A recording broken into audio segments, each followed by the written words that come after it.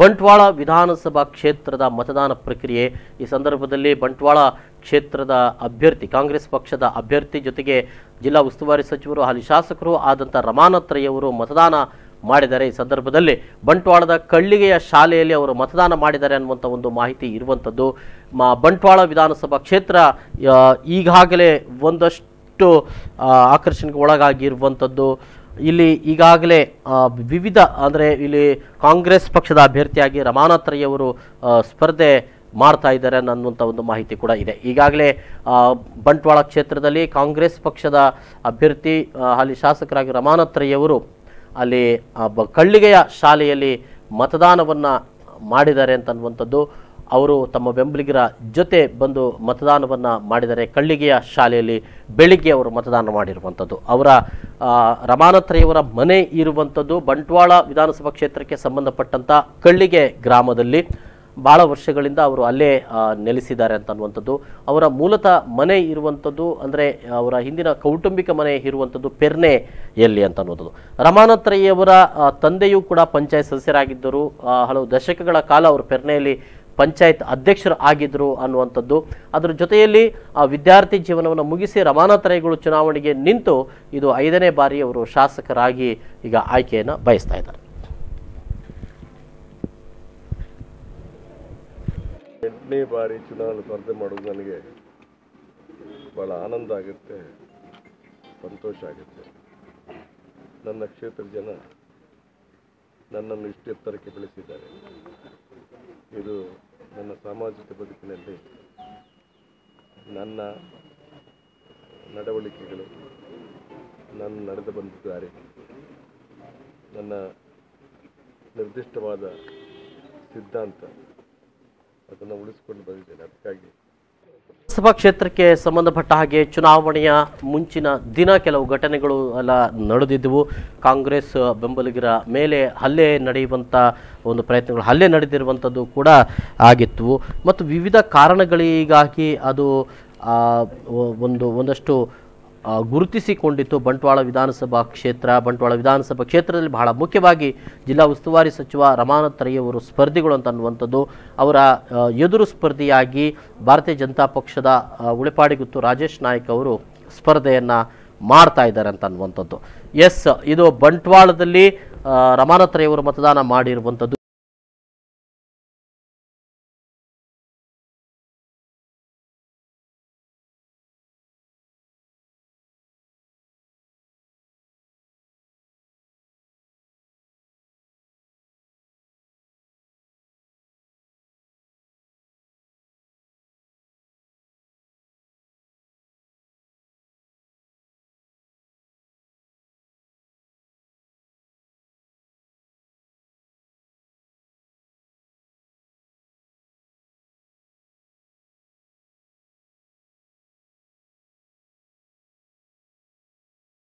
ಮಂಗಳೂರು ನಗರ ದಕ್ಷಿಣ ಕ್ಷೇತ್ರದಲ್ಲಿ ದಕ್ಷಿಣ ಕನ್ನಡ ಜಿಲ್ಲೆಯ ಲೋಕಸಭಾ ಸದಸ್ಯರಾದಂಥ ನಳಿನ್ ಕುಮಾರ್ ಕಟೀಲ್ ಅವರು ಮಂಗಳೂರಿನ ಲೇಡಿ ಹಿಲ್ ಶಾಲೆಯಲ್ಲಿ ಮತದಾನವನ್ನು ಮಾಡಿದ್ದಾರೆ।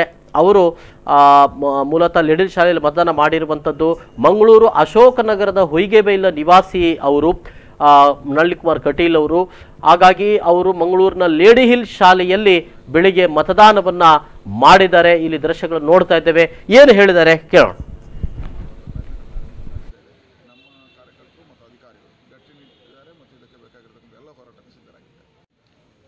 ಅಲ್ಲಲ್ಲಿ ಗಲಭೆಗಳನ್ನು ಸೃಷ್ಟಿ ಮಾಡತಕ್ಕಂಥ ಮತ್ತು ಹಣವನ್ನು ಹಂಚುವಂಥ ಮತ್ತು ನಕಲಿ ಮತದಾನ ನಿನ್ನೆ ಮುನಿರತ್ನ ಅವರ ಬೆಂಗಳೂರಲ್ಲಿ ನಡೆದಿದೆ।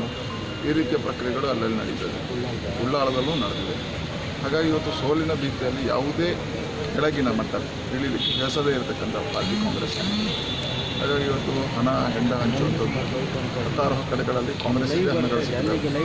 ಅವರೇ ಗಲಭೆಗಳನ್ನು ಸೃಷ್ಟಿ ಮಾಡಿದ ಒಂದು BJP ಮೇಲೆ ಗೂಬೆ ಕೂರಿಸುವಂಥ ಕೆಲಸ ಕಾರ್ಯಗಳು ಬಂಟ್ವಾಳದಂಥ ಪ್ರದೇಶದಲ್ಲಿ ಸರಿಪದಂಥ ಪ್ರದೇಶದಲ್ಲಿ ನಡೆದಿದೆ।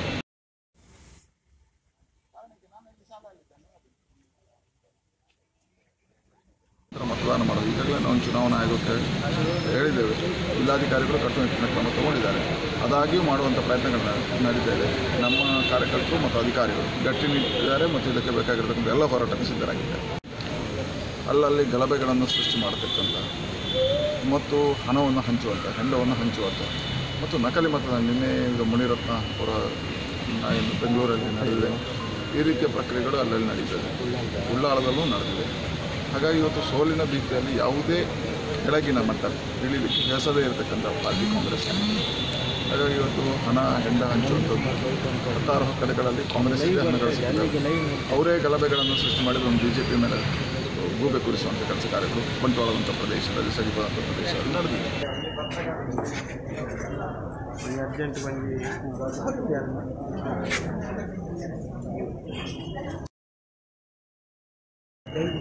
ಸಂಸದರು ನಳಿನ್ ಕುಮಾರ್ ಕಟೀಲ್ ಅವರು ಮಂಗಳೂರಿನ ಲೇಡಿ ಹಿಲ್ ಶಾಲೆಯಲ್ಲಿ ಮತದಾನವನ್ನು ಮಾಡಿದ್ದಾರೆ.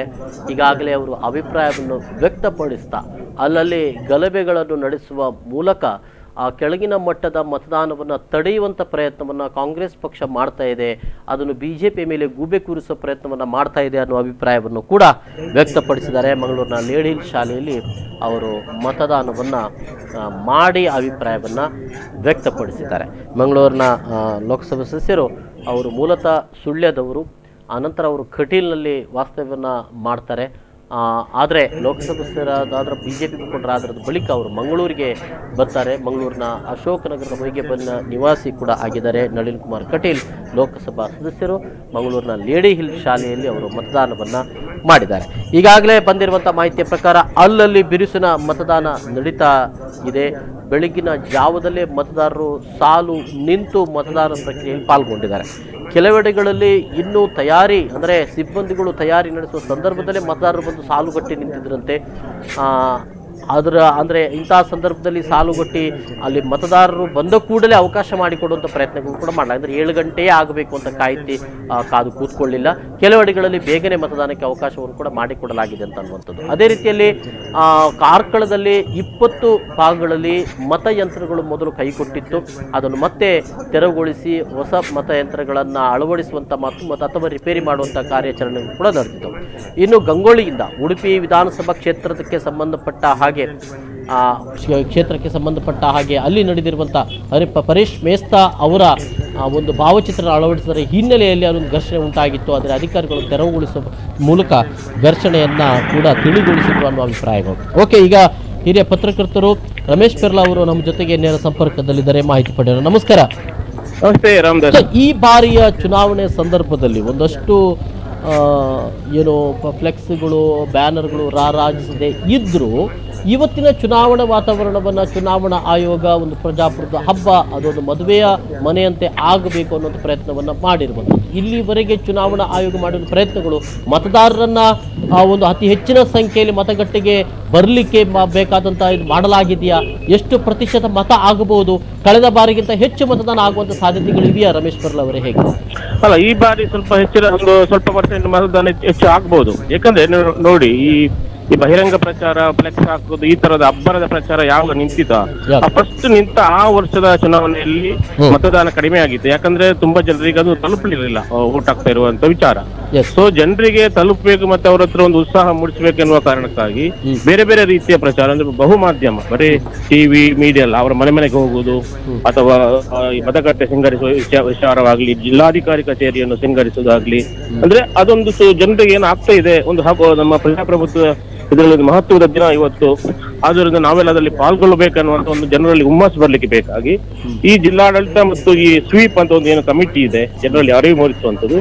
ಏನಾಗ್ತಾ ಇದೆ ಅಂದ್ರೆ, ಮೊದಲು ರಾಜಕೀಯ ಪಕ್ಷದವರೇ ಮೈಕ್ ಕಟ್ಕೊಂಡು ಬೊಬ್ಬೆ ಹೊಡೆದು ಮನೆ ತರಲಿ ಅದು ಈಗಲೂ ಹೋಗ್ತಾರೆ. ಈ ರೀತಿಯ ಒಂದು ಅಬ್ಬರ ಆದಾಗ ಜನರಿಗೆ ಗೊತ್ತಾಗ್ತಿತ್ತು. ಈ ರಾಜಕೀಯ ಪಕ್ಷದವರು ಏನ್ ಮಾಡ್ತಿದ್ರು ಅದನ್ನು ಈಗ ಕಾಂಗ್ರೆಸ್ ಜಿಲ್ಲಾ ಚುನಾವಣಾ ಆಯೋಗ ಮಾಡಬೇಕಾದ ಪರಿಸ್ಥಿತಿ ಬಂದಿದೆ. ಅಂತ ಸಂದರ್ಭದಲ್ಲಿ ಅವರು ಈ ಕೆಲವೊಂದು ಮತಗಟ್ಟೆ ನಮ್ಮ ಈ ಕೋಸ್ಟಲ್ ಕರ್ನಾಟಕದ ಟ್ರೆಡಿಷನಲ್ ರೀತಿಯಲ್ಲಿ ಸಿಂಗರಿಸಿದ ಒಂದು ಘಟನೆ ಕೂಡ ಇಲ್ಲಿ ನಮ್ಮ ಸುರತ್ಕಲ್ನ ಮಧ್ಯದಲ್ಲಿ ತುಂಬಾ ಚೆನ್ನಾಗಿ ನಮ್ಮ ಕೋಸ್ಟಲ್ ಕರ್ನಾಟಕದಲ್ಲಿ ಯಾವ ರೀತಿ ನಾವು ಒಂದು ಸಿಂಗಾರ ಮಾಡ್ತೇವೆ ಈ ನಮ್ಮ ಜಾನಪದ ಇದರಲ್ಲಿ ಆ ರೀತಿ ಸಿಂಗಾರಿಸಿದ್ದಾರೆ. ಅದೇ ರೀತಿ ಜಿಲ್ಲಾಡಳಿತ ಕಚೇರಿಯನ್ನು ಕೂಡ ಸಿಂಗಾರಿಸಿದ್ರು. ಏನಾಗ್ತದೆ ಈ ಬಾರಿ ನನ್ನ ಪ್ರಕಾರ ಲಾಸ್ಟ್ ಎಷ್ಟು ಪರ್ಸೆಂಟ್ ವೋಟ್ ಆಗಿದೆಯಾ, 77% ಏನಾಗಿತ್ತು, ಇನ್ನು 3-5% ವೋಟ್ ಜಾಸ್ತಿ ಆಗುವ ಸಾಧ್ಯತೆ ಇದೆ. ಜನರಲ್ಲಿ ಕೂಡ ಒಂದು ಉತ್ಸಾಹ ಉಲ್ಲಾಸ ಇದೆ, ಮತ್ತೆ ಈ ಶಾಂತಿಯುತವಾಗಿ ಆಗ್ತಾ ಇದೆ, ಕಾನೂನು ಸುವ್ಯವಸ್ಥೆ ಚೆನ್ನಾಗಿದೆ, ಎಲ್ಲವೂ ಇದೆ. ಜನರಲ್ಲಿ ಕೂಡ ಒಂದು ಹುಮ್ಮಸ್ ಇದೆ, ಈ ಸರ್ತಿ ಮತದಾನ ಮಾಡಬೇಕು ಒಂದು ಸರ್ಕಾರ ತಮ್ಮದೇ ಆದ ಒಂದು ಸರ್ಕಾರ ಬರಬೇಕು ಅನ್ನುವಂತ ಹುಮ್ಮಸ್ಸು ಜನರಲ್ಲಿ ಇದೆ. ಅದು ತಮ್ಮ ಅಧಿಕಾರವನ್ನು 5 ವರ್ಷಕ್ಕೊಮ್ಮೆ ಚಲಾಯಿಸುವ ಅವಕಾಶ ದೊರಕಿದಾಗ ಜನರು ಅದನ್ನ ಚಲಾಯಿಸಬೇಕಾಗ್ತದೆ. ಆ ಕಾರಣಕ್ಕಾಗಿ ಈ ಜಾಗೃತಿ ಆಗಿದೆ ಜನರಲ್ಲಿ. ಈ ತರದ ಬೇರೆ ಬೇರೆ ಕಾರ್ಯಕ್ರಮದಿಂದಾಗಿ ಜನರಲ್ಲಿ ಈ ಚುನಾವಣೆಯ ಮತದಾನದ ಜಾಗೃತಿ ಆಗಿದೆ. ಆದ್ದರಿಂದ ನಾನು ಕೆಲವು ಕಡೆ ಈಗ ಭೇಟಿ ಕೊಟ್ಟಿದ್ದೇನೆ. ತುಂಬಾ ಉದ್ದದ ಕ್ಯೂ ಇದೆ. ತುಂಬಾ ಸುಮಾರು 6-6:30 ಗಂಟೆಯಿಂದ ಜನ ಕ್ಯೂ ನಿಂತಿದ್ದಾರೆ. ನಿಮ್ ಪದವು ಇರ್ಲಿ, ಕದ್ರಿ ಮತಗಟ್ಟೆ, ಈ ಎಲ್ಲೆಲ್ಲ ತುಂಬಾ ಉದ್ದದ ಕ್ಯೂ ಇದೆ. ರಾಮದಾಸ್, ಈಗ ಫ್ಲೆಕ್ಸ್ ಬ್ಯಾನರ್ ಇಲ್ಲದೆ ಇದ್ರೂ ಆಧುನಿಕ ತಂತ್ರಜ್ಞಾನಗಳು ಮತದಾರರನ್ನು ಮುಟ್ಟುವಂತ ಒಂದು ಸಂದರ್ಭ. ಈಗ ಜನ ಫ್ಲೆಕ್ಸ್ ಇದಕ್ಕಿಂತಲೂ ಕೂಡ ಆಧುನಿಕ ತಂತ್ರಜ್ಞಾನ, ಸೋಷಿಯಲ್ ನೆಟ್ವರ್ಕ್ಗಳು ಇದು ಹೆಚ್ಚು ಕೆಲಸ ಮಾಡ್ತವೆ ಅಂತ ಅನಿಸ್ತದೆ. ಇದು ಹೆಚ್ಚು ಜನರನ್ನು ಬರುವಂತೆ ಮಾಡಿದೆಯಾ? ಏನೆನಿಸ್ತದೆ? ಧನಾತ್ಮಕವಾಗಿ ಋಣಾತ್ಮಕವಾಗಿ ಎರಡೂ ಕಡೆಯಲ್ಲಿ ಅದು ಕೆಲಸ ಮಾಡಿದೆಯಾ? ಹೇಗೆ, ಏನ್ ಹೇಳ್ತೀರಿ? ಅದು ಮೊನ್ನೆ ನಮ್ಮ ಶಶಿ ತರೂರ್ ಮಾಜಿ ಕೇಂದ್ರ ಸಚಿವರೊಂದು ಸ್ಟೇಟ್ಮೆಂಟ್ ಕೊಟ್ಟು, ಮುಂದಿನ ಚುನಾವಣೆ ಒಂದು 10 ವರ್ಷ ಆದ್ರೆ ಎಲ್ಲಾ ಮತದಾರರನ್ನು ನಾವು ಟ್ವಿಟ್ಟರ್ ಮತ್ತು ಸೋಷಿಯಲ್ ಮೀಡಿಯಾ ಮೂಲಕ ತಲುಪ್ತೇವೆ ಅಂತ ಒಂದು ಸ್ಟೇಟ್ಮೆಂಟ್ ಕೊಟ್ಟರು.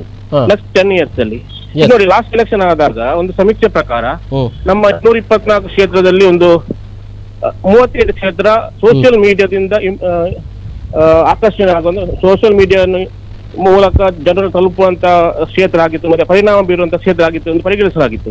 ಆದ್ರೆ ಈ ಬಾರಿ ಅದು ಸುಮಾರು ಡಬಲ್ ಅಥವಾ 1/3 2/3 ವರೆಗೆ ನಮ್ಮ 224 ಚುನಾವಣಾ ಕ್ಷೇತ್ರದಲ್ಲಿ ಸೋಷಿಯಲ್ ಮೀಡಿಯಾ ಅಂದ್ರೆ ಸೋಷಿಯಲ್ ಮೀಡಿಯಾ, ವಾಟ್ಸ್ಆಪ್ ಇರ್ಬೋದು, ವೆಬ್ಸೈಟ್ ಇರ್ಬೋದು, ನೀವು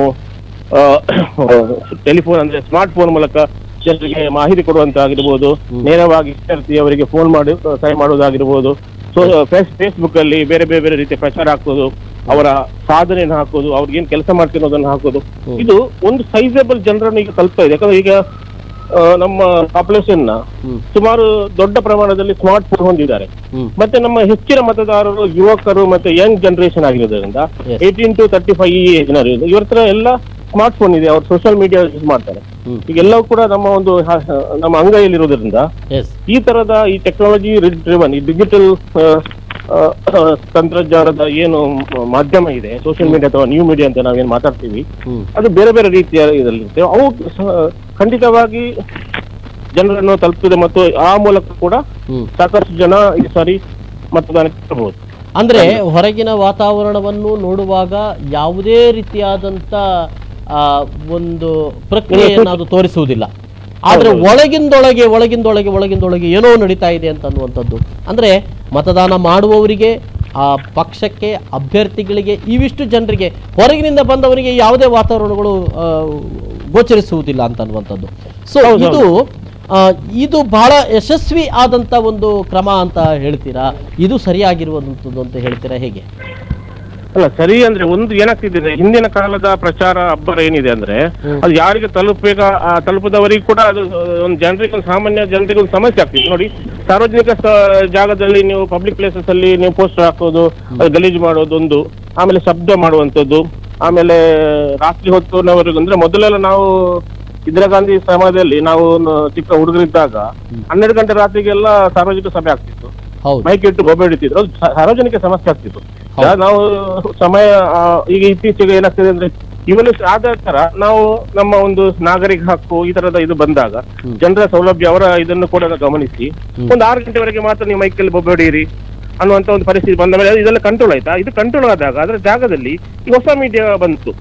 ಇದುವೇ ಸರಿ ಇರ್ಬೋದು ಅಥವಾ ಇದು ಚೆನ್ನಾಗಿದೆ ಅನ್ನುವಂತ ನಾವು ತಕ್ಷಣಕ್ಕೆ ನಾವು ಅದನ್ನು ಒಂದು ತೀರ್ಪು ಕೊಡುವಾಗಿಲ್ಲ. ಆದ್ರೆ ನಾವು ಸೋಷಿಯಲ್ ಮೀಡಿಯಾ ಮೂಲಕ ನೇರವಾಗಿ ಜನರನ್ನು ತಲುಪಬಹುದು. ಅದು ಎಷ್ಟು ಪರಿಣಾಮಕಾರಿ ಅನ್ನೋದನ್ನು ಅದು ಈ ಒಂದು ಸಮಯ ಅಷ್ಟೇ ಇದು ಮಾಡ್ಬೋದು, ಒಂದು ಲೆಕ್ಕ ಹಾಕ್ಬೋದು ಅಷ್ಟೇ. ಅಂದ್ರೆ ತಕ್ಷಣಕ್ಕೆ ಇದು ಆಗ್ತಿರುವಂತ ಒಂದು ಹೊಸ ಬೆಳವಣಿಗೆ ಆಗುತ್ತೆ, ಹೊಸ ಬದಲಾವಣೆ ಆದ ಕಾರಣ ತಕ್ಷಣಕ್ಕೆ ಇದರ ಫಲಿತಾಂಶ ಏನು, ಅದು ಎಷ್ಟರ ಮಟ್ಟಿಗೆ ಜನರನ್ನು ತಲುಪಿಸ್ತದೆ ಅನ್ನೋದು ನೋಡಿ.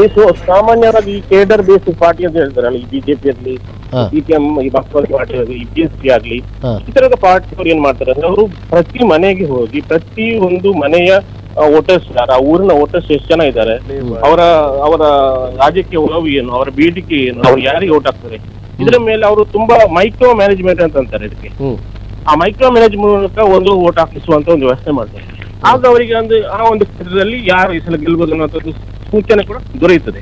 ಆದ್ರೆ ನೀವು ಸೋಷಿಯಲ್ ಮೀಡಿಯಾದಲ್ಲಿ ಇದು ಮಾಡಿದಾಗ ಅದು ಎಷ್ಟು ಮಟ್ಟಿಗೆ ತಲುಪಿದೆ ಅನ್ನೋದಕ್ಕೆ ನಿಮ್ಮ ಹತ್ರ ಏನು ಒಂದು ಇರುವುದಿಲ್ಲ. ಈಗ ಒಂದು ಸಾರ್ವಜನಿಕ ಸಭೆ ಆಯ್ತು ನೋಡ್ಕೊಳ್ಳಿ, ಬಹಿರಂಗ ಸಮಾವೇಶ ಕರೆದಾಗ ಅಲ್ಲಿ ಎಷ್ಟು ಜನ ಸೇರಿದ್ರು, ಅದೊಂದು ಇಂಪ್ಯಾಕ್ಟ್ ಒಂದು ಬೇರೆ ಇರ್ತದೆ. ಎಸ್ ಆದ್ರೆ ನೀವು ಸೋಷಿಯಲ್ ಮೀಡಿಯಾದ ಇಂಪ್ಯಾಕ್ಟ್ ನೀವು ಹೇಗೆ ಇದು ಮಾಡ್ತೀರಿ? ಈಗ ನಾವು ಒಬ್ಬರಿಗೆ ಇಮೇಲ್ ಹಾಕ್ತೀವಿ, ಎಲ್ಲರೊಂದು ನಿಮ್ಮೆಲ್ಲ ವೋಟರ್ಸ್ ಒಂದು ಇಮೇಲ್ ಹಾಕ್ತೀರಿ, ಅದನ್ನ ಅವರು ತೆಗೆದು ನೋಡಿದಾರ ಇಲ್ವ ಅನ್ನೋ ಒಂದು ಪರಿಸ್ಥಿತಿ ಇಲ್ಲ, ನಂಗೆ ಗೊತ್ತಿರೋದಿಲ್ಲ. ಅವರು ವಾಟ್ಸಪ್ ಅನ್ನು ನೋಡಿದ್ದಾರೆ, ವಾಟ್ಸಪ್ ನೋಡಿದ್ರೆ ಗೊತ್ತಾಗ್ತದೆ. ಅದೇ ನೀವು ಗ್ರೂಪ್ ಅಲ್ಲಿ ವಾಟ್ಸಪ್ ಹಾಕಿದ್ರೆ ಅದು ಕೂಡ ಗೊತ್ತಾಗಲ್ಲ. ಸೊ ಸೋಷಿಯಲ್ ಮೀಡಿಯಾದ ಇಂಪ್ಯಾಕ್ಟ್ ಏನಿದೆ ಅನ್ನೋದನ್ನ ತಕ್ಷಣಕ್ಕೆ ನಮಗೆ ಅದನ್ನು ನಾವೊಂದು ವಿಶ್ಲೇಷಣೆ ಮಾಡ್ಲಿಕ್ಕೆ ಆಗ್ತಾ ಇಲ್ಲ. ಎಸ್, ಆದ್ರೆ ಈ ಎಲ್ಲ ಪ್ರಚಾರ ಭರಾಟೆಗಳು ಇಲ್ಲದೇನು ಸಾಮಾಜಿಕ ಜಾಲತಾಣಗಳು ಬಳಕೆ ಮಾಡಿಯೋ ಈ ಎಲ್ಲ ಇದನ್ನು ನೋಡುವಾಗ ಈ ಬಾರಿಯ ಚುನಾವಣೆಯಲ್ಲಿ ಕಳೆದ ಬಾರಿಗಿಂತ ಹೆಚ್ಚು ಮತದಾನ ಶೇಕಡಾವಾರು ಆಗುವಂಥ ಸಾಧ್ಯತೆಗಳು ಇವೆಯಾ ಎಲ್ಲ ಕ್ಷೇತ್ರಗಳಲ್ಲೂ ಇಡೀ ರಾಜ್ಯದಲ್ಲಿ?